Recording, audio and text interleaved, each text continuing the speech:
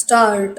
America और Iran के बीच युद्ध विराम पर बनी सहमति कायम हुए 20 दिन भी नहीं हुए कि दोनों देश न केवल फिर से आमने सामने आ गए बल्कि अमेरिकी राष्ट्रपति ट्रंप ने यह भी कह दिया कि मेरे हिसाब से अब युद्ध विराम खत्म हो चुका है। विराम उन्होंने यह कहने में भी संकोच नहीं किया कि ईरान का नेतृत्व करने वाले बुरे एवं बीमार मानसिकता के हिंसक लोग हैं और अब उनसे बात करना समय की बर्बादी है। विराम विश्व समुदाय के लिए इससे बुरी खबर और कोई नहीं हो सकती, क्योंकि यह टकराव तेल और गैस के दामों में उछाल लाने का कारण बनेगा। विराम अमेरिका और ईरान इसलिए फिर टकराव की राह पर आए क्योंकि ईरान ने होर्मुज समुद्री मार्ग से गुजर रहे 3 जहाजों पर यह कहकर हमला कर दिया कि वे तय रास्ते से नहीं निकल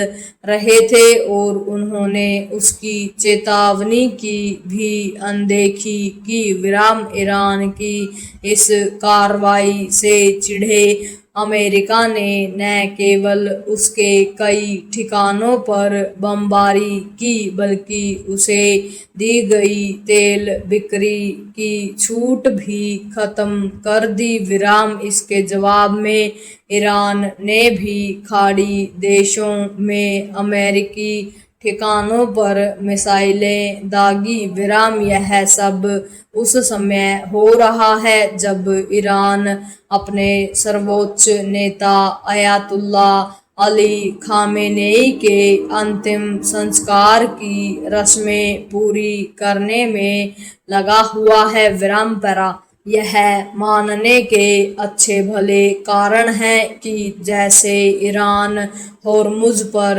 आधिपत्य जमाने की बेजा कोशिश कर रहा है, वैसे ही अमेरिकी राष्ट्रपति भी दुनिया को यह दिखाने को आतुर है कि वे ईरान को अपनी शर्तों पर झुकने के लिए बाध्य करके रहेंगे। विराम ट्रंप इसीलिए मनमानी कर पा रहे हैं क्योंकि वे अमेरिकी संसद द्वारा युद्ध रोकने के प्रस्ताव को तब तक खारिज करने में समर्थ हैं जब तक दोनों सदन 2/3 बहुमत से राष्ट्रपति के वीटो अधिकार के खिलाफ प्रस्ताव न पारित कर दें। विराम ट्रंप के पास यह तर्क भी है कि युद्ध विराम हो जाने के कारण 60 दिन की वह समय सीमा